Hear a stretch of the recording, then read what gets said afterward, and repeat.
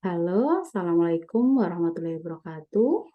Bertemu lagi dengan saya di mata kuliah Psikologi Pendidikan. Nah, pada kali ini saya akan menyampaikan materi mengenai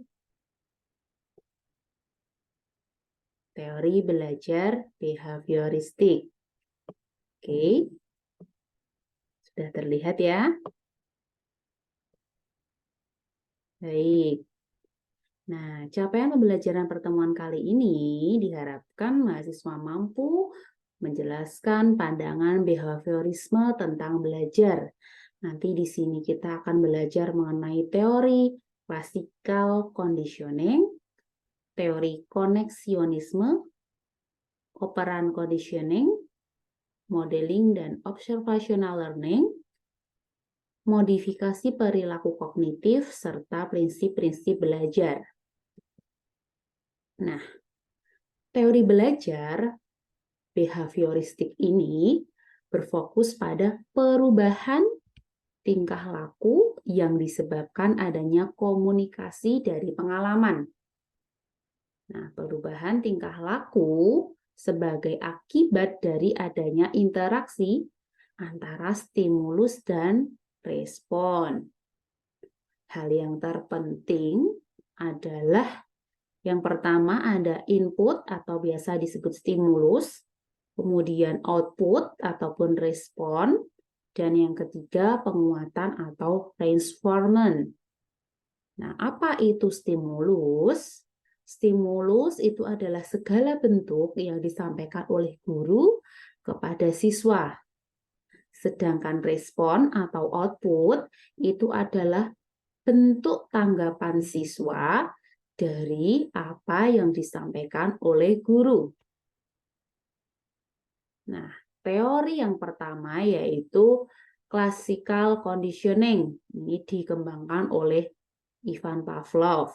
Dia adalah seorang psikolog dari Rusia. Nah, pada mulanya Pavlov ini mempelajari bagaimana anjing sebagai binatang percobaannya menjadi terkondisi untuk berliur walau tanpa diberi makanan. Nah, berdasarkan hasil eksperimennya disimpulkan bahwa prinsip belajar yaitu dalam diri anjing akan terjadi pengkondisian selektif berdasarkan atas penguatan selektif itu sendiri. Jadi di sini si anjing dapat membedakan stimulus yang disertai atau tidak disertai dengan penguatan.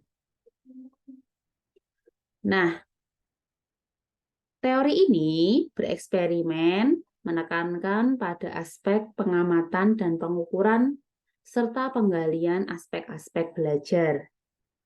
Menghadirkan stimulus yang dikondisikan berfungsi untuk merubah tingkah laku pembelajar dan menganggap belajar terjadi secara otomatis atau refleks.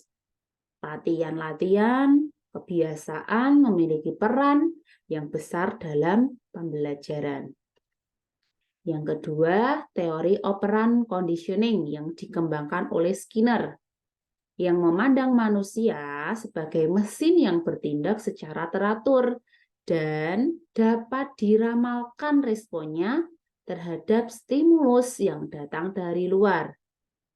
Nah, hubungan stimulus dan respon di teori ini terjadi melalui kegiatan interaksi antara lingkungan yang dapat menimbulkan perubahan tingkah laku. Ada dua prinsip dalam teori operant conditioning ini. Yang pertama, setiap respon yang diikuti oleh penguatan atau sering disebut dengan reward atau reinforcing stimuli, maka cenderung akan diulangi kembali.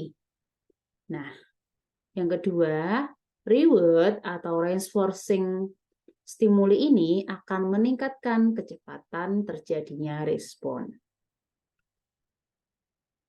Baik, nah contohnya, ketika siswa yang belajar bersungguh-sungguh akan mendapatkan nilai yang baik saat ujian.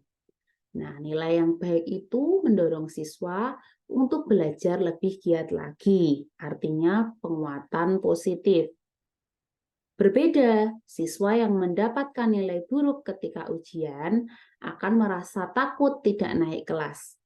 Nah, rasa takut ini mendorong dia untuk belajar. Berarti penguatannya negatif.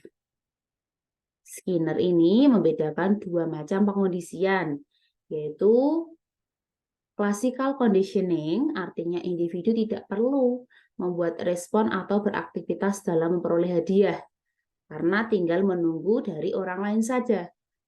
Sedangkan operan conditioning, yaitu organisme atau individu harus membuat respon atau aktivitas untuk memperoleh hadiah. Yang ketiga, modeling dan observational learning dikembangkan oleh Bandura, di mana Bandura ini pertamanya mengembangkan dari teorinya Skinner yang menekankan pada efek dari konsekuensi perilaku dan tidak memandang pentingnya modeling ataupun meniru perilaku orang lain, pengalaman yang dimiliki oleh orang lain, atau meniru keberhasilan atau kegagalan dari orang lain. Belajar pada individu tidak dibentuk oleh konsekuensi atas perilaku yang ditampilkan, tetapi belajar secara langsung dari model.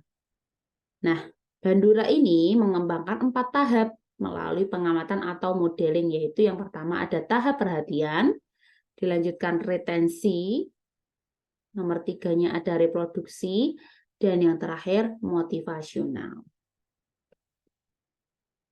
Individu dalam melakukan aktivitas belajar dapat dilakukan dengan cara memperhatikan pengalaman dari orang lain yang memperoleh penguatan atau hukuman. Nah, penguatan sendiri yaitu kegiatan belajar individu mengamati perilakunya sendiri dengan standar yang dibuat sendiri dan memperkuat atau menghukum diri sendiri apabila berhasil atau gagal dalam berperilaku.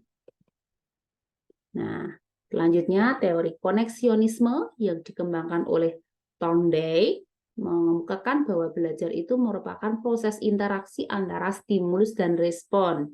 Nah, yang penting dalam teori Thorndike ini adalah belajar itu merupakan trial and error, serta kemajuan yang diperoleh dalam belajar adalah sedikit demi sedikit, bukan dalam bentuk lompatan. Ada 3 hukum belajar menurut Thorndike, yaitu hukum kesiapan, hukum latihan, dan hukum akibat. Nah, teori modifikasi perilaku kognitif, jadi Meachenbaum menyatakan bahwa individu dapat diajarkan untuk memantau dan mengatur perilakunya sendiri dengan cara melatih individu yang terganggu emosionalnya untuk membuat dan menjawab pertanyaannya sendiri.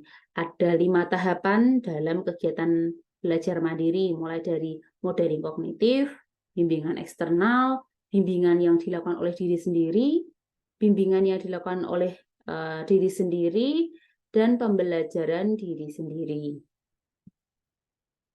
Selanjutnya ada teori belajar conditioning yang dikembangkan oleh Guthrie.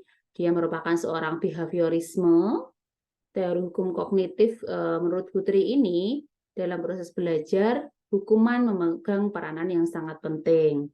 Jadi Guthrie mengemukakan bahwa ada 3 cara dalam perubahan tingkah laku ataupun perilaku yang buruk.